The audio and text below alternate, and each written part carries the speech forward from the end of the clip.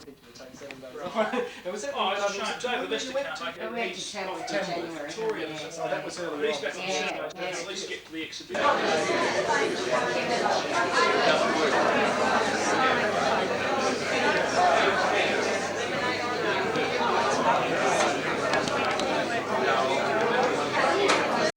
Can I have your attention, please, for a moment? I haven't got a microphone, but I've got a big voice, I hope. I hope you can all hear me. But we're just going to go through the little formalities of the afternoon, and if I could just have your attention for a moment or two. My name's Bob COWPER. I've been elected unopposed as the MC, like no other applicants. First of all, could I start by saying welcoming to all of you, and especially to Kevin Fisher, the President of the Air Force Association in South Australia, Kevin, and who's been kind enough to allow us to use these premises for this occasion. And his good, fine working lady, Joy, who's the Secretary, the State Secretary. Joy, thank you very much too for all your help. We wouldn't have done without you. And the next one to welcome, of course, is Nan Harding and her family. Nan, without your agreement, we couldn't have even got started with this, you know that. And to have this collection again of Frank's Flu for the King come to Adelaide for this exhibition has been wonderful. And it couldn't have taken place without your help. We thank you, and the whole exhibition will do justice, we hope, to Frank's memory. A special welcome to all the airmen and their relatives who are the subjects of Frank's paintings. Sadly, the number of these men have diminished quite a lot in the last few years, and possibly there's only almost half of us alive now, which is sad, but it only confirms Frank's urgency in getting these paintings done while everyone was still around, before it was too late. I'd like to welcome also the President of Adelaide Legacy, Mr. Alex Stewart, and the Legacy were the ones that helped to get Frank launched in the first place at our exhibition some years ago, and it's nice to have the President here again today. The exhibition that we had in Legacy House gave Frank, I think, the confidence to publish that wonderful book, The Flu for the King, and so Legacy have had a big part in sort of setting the whole agenda for this wonderful day. So we're still caring for thousands of widows and of the men who served in the World Wars, and we're pleased to have them as one of our beneficiaries to this exhibition. Also welcome the President of the RSL, Mr. Ian Dunn. Not too sure where you are, Ian, but anyway, lovely to have you with us, and we appreciate your attendance. His Worship the Mayor of West Torrens and members of the Signal and Aviation Museum on Marion Road. All of you that know George Robertson won't be surprised to know that he's been a terrific help in getting this exhibition up and running by loaning us the stands that most of these paintings are hanging on, and it was up to his energy and his cooperation that we've got this thing set up like today. And the museum have also given us their support, and we thank them too. The Davis is being raffled here at the exhibition. The one up the top there is first prize, the one at the bottom is second prize, and a book of The Flu for the King of Frank's is third prize in the raffle, which we're going to run to help to raise funds in the exhibition. And now for Peter Cobb. Well, Peter's the driving force behind this exhibition. If he carries on like this, he'll finish up being the Commissioner of Police, I think. And the rest of us have just been following orders.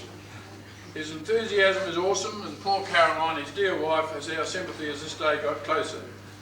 He has the admiration of us all, and he has a band of helpers who have worked so hard to get the final result that we see here today.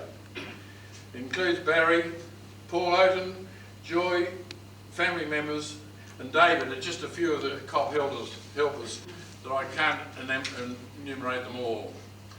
A special contribution too to Legacy Max Farrell. Max is a photographer and a very excellent and accomplished one at that, and he's been responsible for photographing many of the paintings in a manner to suit the printer, so that these prints have been able to be copied in a very high quality. His contribution has been critical, and we thank him sincerely. I'm proud to say that Frank was my friend, as were so many of us.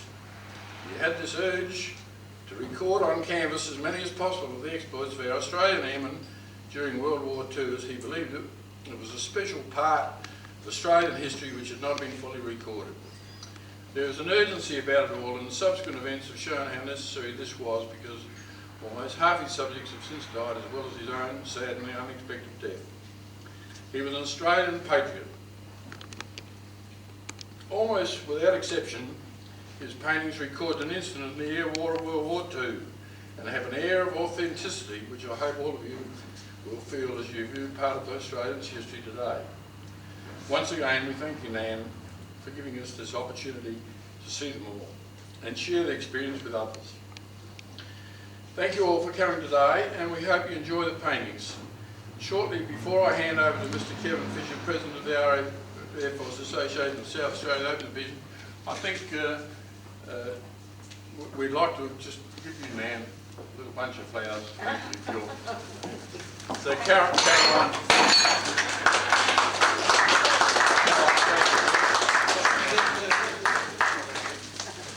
Now, this is a token of spirit of mine. Everyone has been involved in appreciation for letting us have Frank information to this exhibition.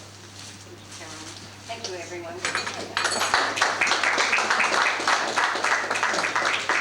And now I'll just hand you over to Mr. Kevin Fisher, President of the Air Force Association of South Australia, just to officially open this exhibition. Thank you. Thank you very much, Bob. I hope that my voice isn't quite as powerful as yours. So can everybody hear me? Yes. If not, come a little closer. Anyway, our MC, Mr. Bob COWPER, Mrs. Nan Harding, Alex Stewart, and His Honour the Mayor of West Torrens, George Robertson, distinguished guests, ladies and gentlemen. I'm delighted to have been invited to open this exhibition today of paintings by Frank Harding and Barry SPICER. Before doing so, however, a few comments on the artists and some of their subjects. Firstly, Frank Harding is already renowned for paintings of World War II aircraft and actions involving them and their aircrews, but some aspects of his life are worth retelling. By all accounts, he was lucky to reach adulthood weighing less than 2 pounds at birth, and a baking dish served as his bath. It was only in his teenage years that he reached full strength proportional to his age. Frank, born in Werribee, Victoria in 1935, his family moved to Merbein, then Woodward, then to Gavel Hill near Bendigo, where Frank started school, albeit reluctantly. The story goes that in the first 6 months, his father carried him there kicking and screaming. Often when his father arrived home, Frank was sitting there waiting for him. He went bush when his schooling was finished in Bendigo and worked in shearing sheds and took up shearing. He also developed a passion for good, fast motorbikes. Following his father's death, Frank came to Adelaide in 1957 and joined the police force. Shortly after, he was stationed in Denmark, where he met Nan, whom he eventually married. And we see Nan here with her family today. They had 3 daughters, Wendy, Megan and Nicole, and as they matured, the family became very close, each having time to talk and listen to the other. Frank, a good communicator, respected people, put them at their ease and always looked for and extracted the best out of them. He was an old-fashioned policeman, talking to rather than at offenders. Where possible, preferring to give them a kick in the pants rather than putting a black mark against them. Following a transfer to Adelaide and the CID, Frank had stints in Port Augusta, Maree and Whyalla, and again Renmark. He resigned from the force in 1975 to open the Folklore Gallery, and most of his artistic work until shortly before this had been pen and ink drawings, and he then began to paint in oils, whereon interest in his work burgeoned. His works on bush ranging, and the mural in his gallery, that's the folklore gallery, on authentic fighter planes and diverse paintings and drawings have been viewed and lauded by thousands of people. Similarly, his blotting pads full of drawings, etc., were widely spread, and art schools worldwide refer to his works. His exhibitions have been mounted in Adelaide, Melbourne and London, and his paintings are now known worldwide.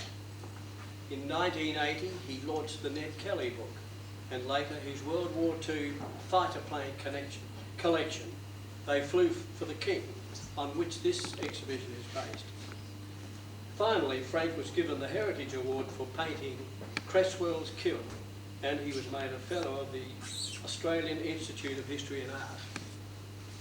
Barry Spicer, the new kid on the block, artistically inclined, through his boyhood admiration for Frank Harding and consuming interest in aeroplanes, war, planes, World War II, vintage and modern, aspires to attain Frank's artistic level and to continue and perpetuate his uniquely graphic style and depictions of incidents of flying machines and the men, and today the women, who fly them. I'm sure that you will agree that Barry is doing just that. Frank Harding is Barry Spicer's hero, and goodness knows the world has need of heroes, for they set the examples for our young. Ancient sagas and mythology are replete with tales of heroes and their great deeds, some based on fact, many the products of fertile imaginations to describe natural phenomena, and these have continued on down through the millennia, with additional stories being included as new acts of heroism occurred, right down to the present day. No matter the period, there is a common thread in all these great stories, which seems to be succinctly put in the quotation as it is written in the Bible: "Greater love hath no man than he lay down his life for his friends," which brings me to two of Frank Harding's subjects. Firstly, Bob COWPER, Bob our MC today. Bob COWPER, DFC and Bar. Squadron leader Bob COWPER was one of Australia's ace night fighter pilots of World War II. And after serving in 153 RAAF Night Fighter Squadron in Northern Ireland, flying Bolt and Paul Defiance and then Beaufighters, he joined 89 and 108 RAF squadrons in the night defence of Malta and the invasion of Sicily. On his return to the UK, he spent some months instructing before joining 456 RAAF Night Fighter Squadron at Ford in Sussex, flying the de Havilland Mosquito. 456 RAAF was the only Australian night fighter squadron in World War II, and distinguished itself before and after D-Day by destroying over 40 enemy aircraft, numerous V-1 flying bombs, and carried out intruder missions over enemy territory and bomber support mission. Bob served as flight commander, and at the end of the war was acting CO of 456. He was awarded the Distinguished Flying Cross on his return from Malta and a bar to his DFC in January 1945. He is also a member of the Caterpillar Club, the Goldfish Club and the Late Arrivals Club, having saved his life by parachute, dinghy and for walking home from behind enemy lines. Surely fantastic achievements. He destroyed 6 enemy aircraft, damaged another, shot down a flying bomb and damaged 3 locomotives. Just about won the war on his own, didn't he? His decorations are Distinguished Flying Cross and Bar, 3945 Star, Aircrew Europe Star, France and Germany, Africa Star with the 8th Army clasp, Italy Star, George Cross Ireland Medal, 50th anniversary, Defence Medal and War Medal. I'll now move to David Lester. David would have loved to have been here today, but he will